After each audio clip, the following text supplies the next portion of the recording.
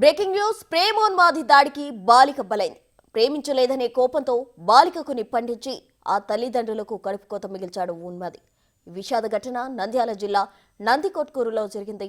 తన ప్రేమను నిరాకరించిందనే ఉద్రేకంతో ఇంటర్ విద్యార్థిని లహరిపై పెట్రోల్ పోసి తగులబెట్టేశాడు. ఆ మంటలో బాలిక పూర్తిగా కారిపోగా తర్వాత తాను కూడా నిప్పంటించుకున్నాడు. నిందితుడి పరిస్థితి విషమించడంతో ఆసుపత్రికి తరలించారు. కుమార్తె మృతిలో తల్లిదండ్రులు కుప్పకూలిపోయారు. వారి రోదనతో కాలనీలో విషాద ఛాయలు అలుముకున్నాయి.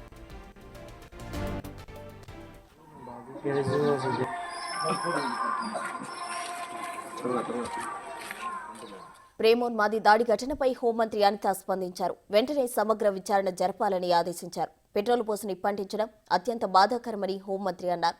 ఎస్పీతో ఫోన్లో మాట్లాడి ఘటన వివరాలు అడిగి తెలుసుకున్నారు.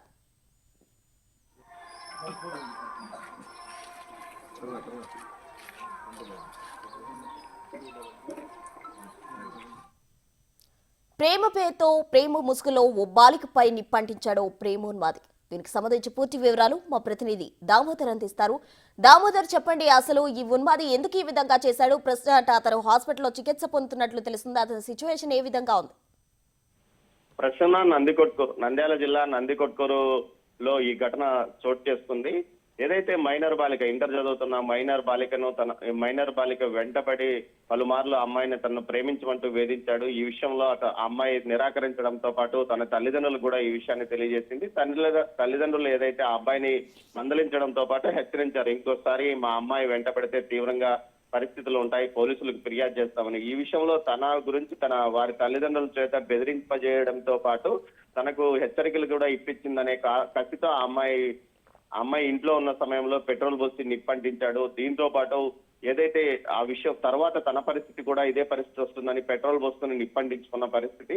అయితే అతని పరిస్థితి విషమంగా ఉంది. నందికొట్కూరు ప్రభుత్వ ఆసుపత్రిలో చికిత్స పొందుతున్నాడు. అతన్ని ఏదైతే నంద్యాల ఏరియా ఆసుపత్రికి తరలించడానికి ఏర్పాట్లు చేస్తున్నప్పటికీ అతని పరిస్థితి 90% పైగా శరీరం పూర్తిగా కాలిపోయిన పరిస్థితుల్లో అతను బతికే అవకాశం లేదని కూడా డాక్టర్లు చెప్తున్నారు. మరోవైపు ఈ విషయం మీద ఏదైతే హోంమంత్రి అనిత వెంటనే స్పందించారు. దీనికి సంబంధించి వెంటనే సంబంధిత అధికారులను ఆదేశాలు జారీ చేశాడు. నిందితుడి వెనక ఎవరైనా ప్రోద్బలం ఉందా, అసలు ఏం జరుగుతుంది, ఎన్ని రోజుల నుంచి వ్యవహారం నడుస్తుంది, అతని వెనక ఎవరైనా ఉన్నారా, అతని స్నేహితులు కూడా ఇందులో భాగస్వాములు అయ్యారా అన్న కోణంలో కూడా కేసు దర్యాప్తు చేయమని ఆమె ఆదేశాలు జారీ చేసిన పరిస్థితి. మొత్తం మీద అయితే గత 2 రోజుల క్రితం పులివెందల నియోజకవర్గానికి సంబంధించి వేమల కొత్తపల్లిలో ఓ అమ్మాయిని ఇదే విధంగా ప్రేమోన్మాది కత్తితో దాడి చేశాడు. ఆ అమ్మాయి ప్రస్తుతం రుయా ఆసుపత్రిలో చికిత్స పొందుతుంది. ఆ ఘటన మరొక ముందే తాజాగా మరో ఘటన చోటు చేసుకోవడం విషాదం అని చెప్పవచ్చు. మొత్తం మీద ఈ ఘటనకు సంబంధించి ఏదైతే మైనర్ బాలిక మృతి నిప్పుల్లో